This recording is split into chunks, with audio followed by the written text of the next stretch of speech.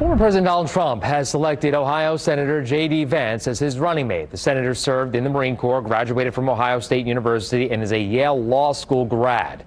This comes off the heels of Saturday's attempted assassination on Trump during a rally in Pennsylvania. We go unfiltered tonight with two members of Indiana's best political team.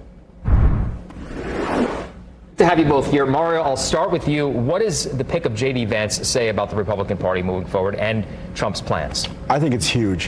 One of the biggest things about picking JD Vance is he grew up in extreme poverty. So he understands the plight that many of these Americans are facing in this day and age with the economy the way it is.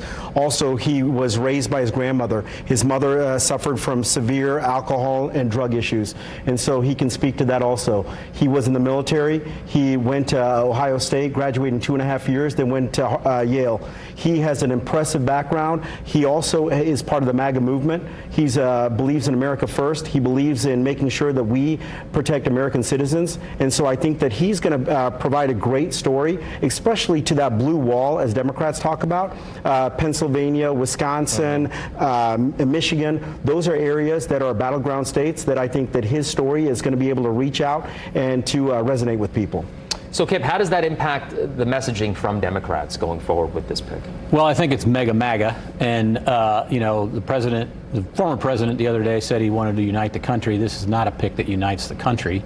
JD Vance is probably at the extreme of extremes, anti-abortion. He wants no exceptions. And he's a venture capitalist elitist.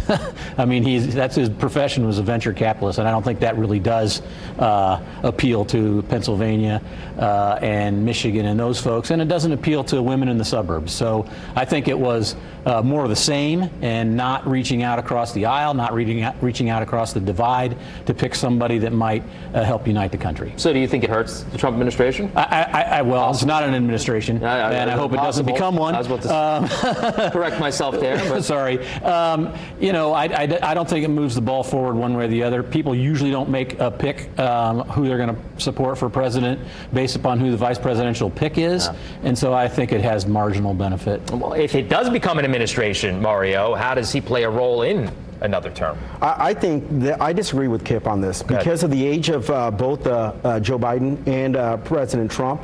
I think that people are concerned about who might be the one that's going to be leading the administration. And so, as such, I think somebody like him is going to play well in the suburbs. If you look, his wife is Indian. She's of Indian descent.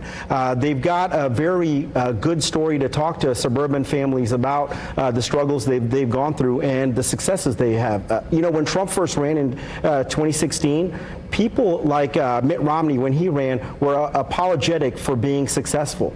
Trump said, I am successful. I want to make sure that the American people are also successful. And so I think somebody like JD Vance, that grew up in extreme poverty, that has been able to succeed through education, through military service, and to be able to be a productive member of society, I think plays well to the American people. So I disagree with Kip on that. Not surprised by that, by the way, that you're disagreeing with him. But a question for both of you.